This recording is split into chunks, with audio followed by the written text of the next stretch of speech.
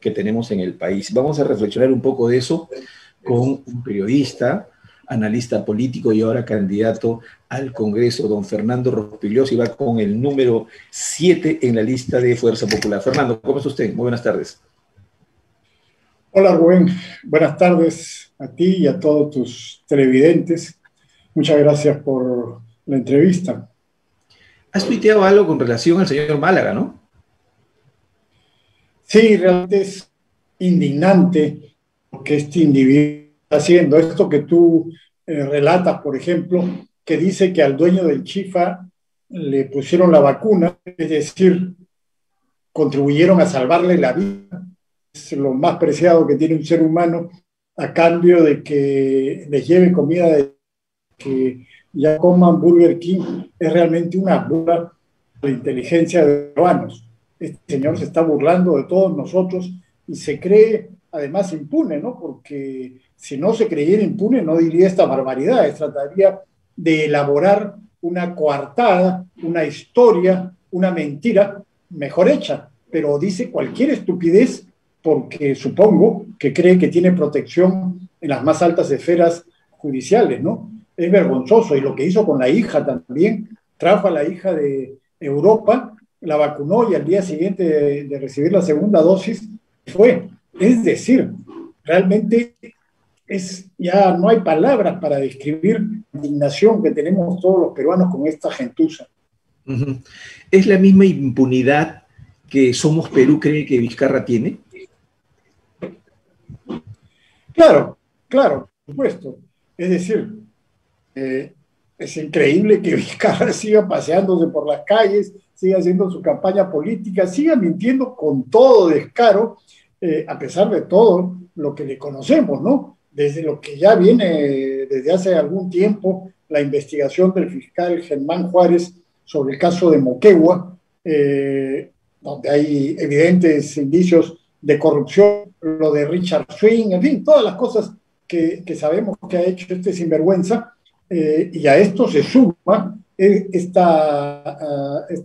de Sinopharm, de las vacunas chinas, que es claramente un caso de soborno, porque si una empresa le entrega a determinados funcionarios públicos que tienen poder de decisión sobre lo que vende esa empresa un bien, en este caso le están entregando una vacuna que puede salvarle la vida, o sea, que vale más que un fajo de dólares, digamos, ¿no? Si le entregan un bien, están sobornándolo. ¿Para qué? Para que compren su producto. ¿Y qué producto compraron? La vacuna china.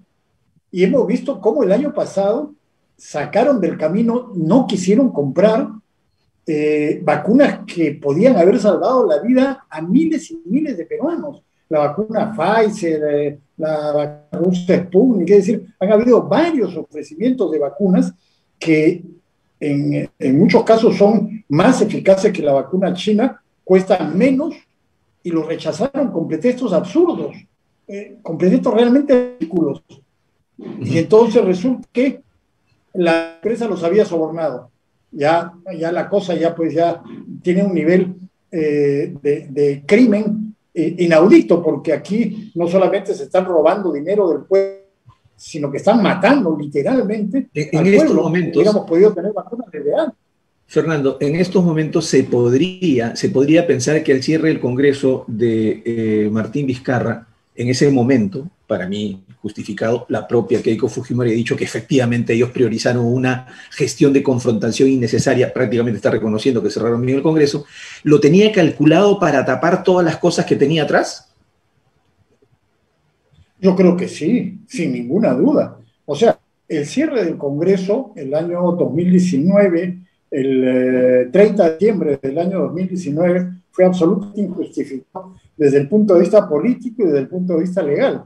Desde el punto de vista legal, porque solamente podía cerrar el Congreso si el Congreso le negaba explícitamente a través de una votación la confianza al gabinete.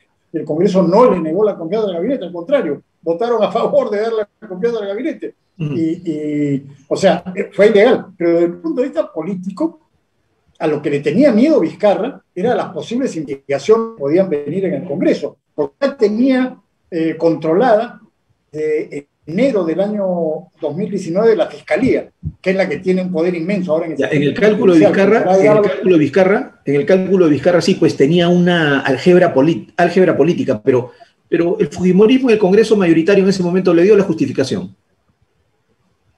Bueno, le habían dado antes con un enfrentamiento que no tenía sentido, pero en ese momento, que yo sepa, no hubo ninguna justificación, porque ellos accedieron, obviamente no les gustaba, pero accedieron a darle la confianza al gabinete del Solar. Le dieron la confianza, no lo censuraron, no lo rechazaron. Y legalmente Vizcarra cerró el Congreso con el apoyo de toda esta coalición vizcarrista, medios de comunicación, grupos políticos, en fin. El grupo político que ahora está en el gobierno, el Partido Morado, fue uno de los más entusiastas vizcarristas en ese momento, que justificaron el ilegal cierre del Congreso, ¿no?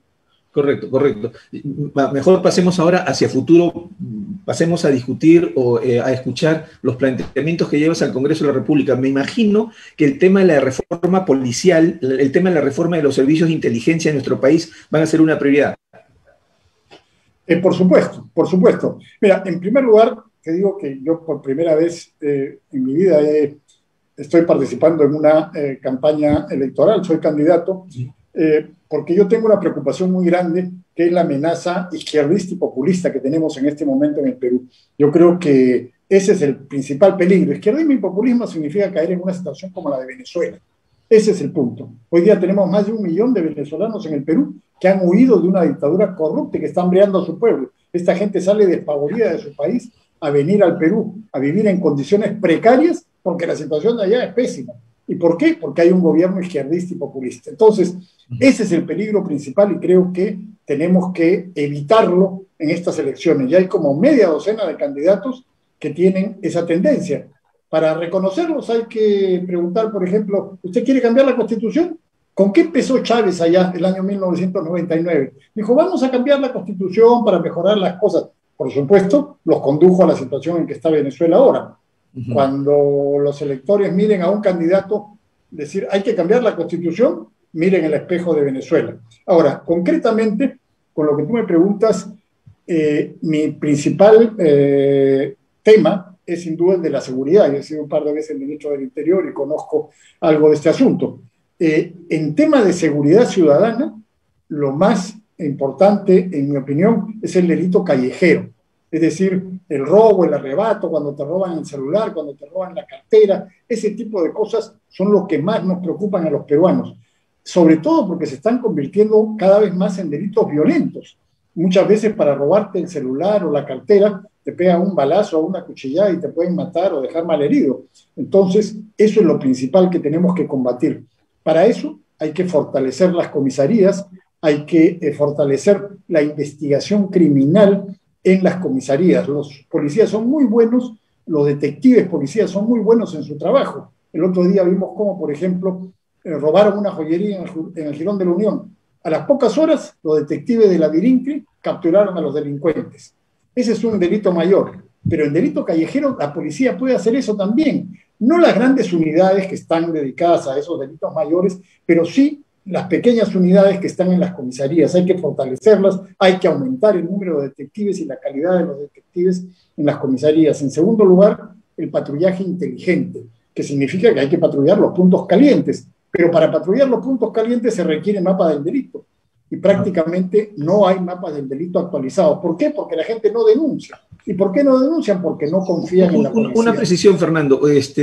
Señalas cosas que se tienen que hacer en favor de la operatividad de la policía, pero es parte de, quiero llamarlo así, parte de una reestructuración de la policía, porque cuando sucedió el problema en Ica y en el norte, leía tweets suyos en los que decía que, por ejemplo, Sagasti había mandado desarmada a la policía, cuando no fue así. La policía fue equipada con todos sus elementos, tanto así que hubo muertos por heridos de bala, ¿no es cierto?, producto de impactos de arma de guerra, y parecía que no estaba de acuerdo en ese momento de hablar de una reforma policial. Bueno, termino simplemente la idea. te decía que hay que tener un mapa del delito y para que la gente recobre la confianza de la policía hay que tener una policía comunitaria, una policía de cercanía, cercana a la población, el policía que esté en contacto con la gente del barrio, de la cuadra, con los guachimanes, con las juntas vecinales, con el bodeguero de la esquina, que puedan tener un grupo de WhatsApp que le informen al policía hay una persona sospechosa, hay una moto dando vueltas y cosas por el estilo. Eso es indispensable. Ahora, en lo que tú te refieres, un par de precisiones. No, la policía fue desarmada a estos lugares. Si hubo algunos fallecidos, desgraciadamente, en La Libertad, no fue porque la policía hubiera ido bien equipada. Ahí, hasta donde se sabe, murieron 2 personas por disparos de revólver y pistola. Pero esas no son las armas que debe llevar la policía para despejar una carretera. Para eso se requieren otras cosas, se requieren gases lacrimógenos, se requieren escopetas con munición de goma, con perdigones de goma, que son armas no letales. Cosas que además también debería tener son estos carros rompemanifestaciones, por ejemplo, que no existen. Han habido miles de millones de soles que se han gastado en el Ministerio del Interior y no hay una cosa tan elemental como esa. Es increíble lo que los últimos gobiernos no han hecho. Entonces, de verdad no hay carros rompemanifestaciones, ¿no? Mira, ya no hay los pinochitos que nos hacían correr. Hace 20 años, cuando yo fui ministro, los pocos carros que había estaban en el suelo. El tubo que arrojaba agua, arrojaba un chorrito así, ya estaban mal. Y mi presupuesto de inversión en esa época, una época de austeridad, era cero. Nunca tuve un centavo para invertir, pero después hubo miles de millones de soles que han sido derrochados o robados, no sé, en el Ministerio del Interior y no se compró, por ejemplo, un carro rompeparabrisas. Bueno, a eso me refería yo cuando decía que la policía no fue ese recuperar la operatividad de la policía dotándole de elementos, obviamente siempre capacitando al personal policial, ¿es parte de la estrategia mano dura que ha anunciado Keiko Fujimori? Exactamente. Se trata de mano dura, que significa energía y firmeza para llevar adelante una política, que no significa maltratar a la gente ni violar los derechos humanos, no, al contrario. Hay que aplicar la ley. Y, por ejemplo, en estos casos que tú mencionas, los casos del bloqueo de carreteras o los disturbios que hubo en Lima en noviembre, no se aplica la ley. No se aplica la ley. Bloquear carreteras, 8 años de cárcel. Está penado con 8 años de cárcel. ¿Cuántos detenidos hay? ¿Cuántos procesados? No, porque el gobierno no quiere hacer eso. Atacar a la policía. Cuando atacas a la policía a pedradas, cuando secuestras a un policía, como ocurrió en La Libertad, que lo secuestraron a la vista y paciencia del público, están los videos, lo golpearon, lo maltrataron, el policía estaba sangrando. ¿Cuántos detenidos hay? Pero eso es parte de la compleja situación política y social que vive el Perú, pues, porque poner la mano dura también significa negar la naturaleza válida, el origen válido de la protesta, ¿no? No. Una cosa es la protesta y otra cosa es la violación de la ley. Si permitimos que cualquiera ataque a los policías y no le pase nada, el otro día también vimos un video que no tiene que ver con protestas sociales, sino en el Callao. Unos grupos de gente, no sé si serán delincuentes o qué, golpeando y pateando a un policía de manera brutal. Y no pasa nada. No pasa nada. Si la gente le pierde el respeto a la policía, bueno, pues estamos en la ley de la selva, ¿no? Ajá, correcto. Quiero hacerte una pregunta. ¿Ya no te molestan tus ex camaradas, ¿no? Por el traspase que hiciste finalmente. No, mira. ¿Sabes por qué no te molestan, Fernando? Porque tú has sido bien hábil. Primero, sí, empezaste programáticamente a discrepar de la izquierda. Perfecto. Escribías artículos discrepando y todo lo demás. Terminaste con PPK y de PPK pasaste a Fuerza Popular. Suavecito lo has hecho. Mira, hace 40 años que yo dejé la izquierda. 40 años. O sea, yo no he cambiado de ayer. No tanto. 40 años, exactamente. Bueno, no 40, 41. Yo me salí de la militancia izquierdista. Yo fui militante durante toda la dictadura militar. Me la pasé peleando contra la dictadura cuando era duro pelear contra la dictadura y no había puestos públicos, no había elecciones, no había nada. Yo me salí en mayo de 1980. Y bueno, yo me salí porque dejé de creer en esas ideas y soy un partidario de la democracia y del libre mercado. Pero hace 10 años, ya no para ir tan lejos, yo respaldé a Keiko Fujimori. en las Pero elecciones del 2011. no te da cosa ver que el libre mercado ha postergado mucha gente ante el fracaso del sistema de salud en esta pandemia. No, para nada, porque eso no Pero tiene el libre nada que ver mercado con... ha hecho que los precios de los No, medicamentos suba tanto.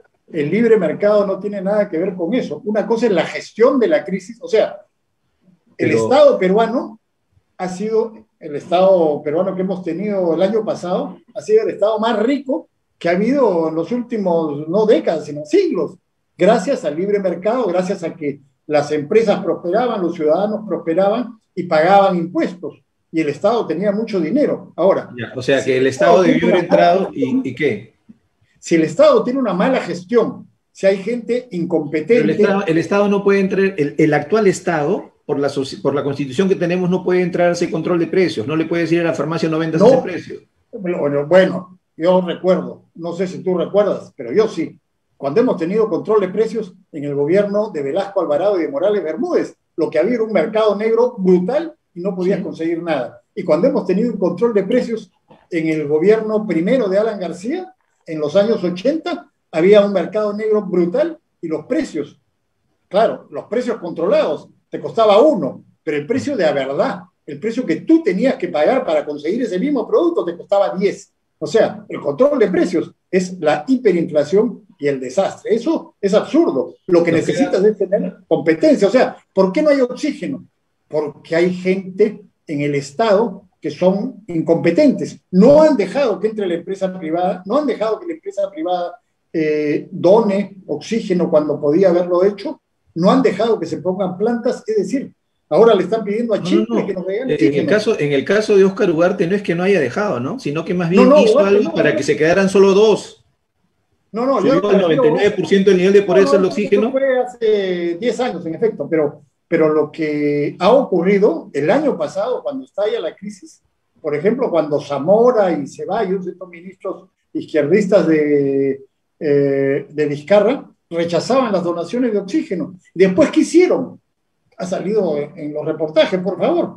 Le entregaron las cosas a la Universidad Nacional de Ingeniería, que no cumplió con traer las plantas de oxígeno que se había comprometido, y le entregaron decenas de millones de soles. De acuerdo. Entonces, Fernando, se nos quedan varios temas para conversar en una próxima oportunidad. Bueno, cuando tú quieras, Rubén, aquí estoy a tu disposición. Te agradezco mucho, te agradezco mucho, vamos a seguir conversando. Gracias, Fernando Rospigliosi, candidato con el número 7 en la lista de Fuerza Popular, postula al Congreso, estuvo con nosotros. Una brevísima pausa y continuamos con los invitados.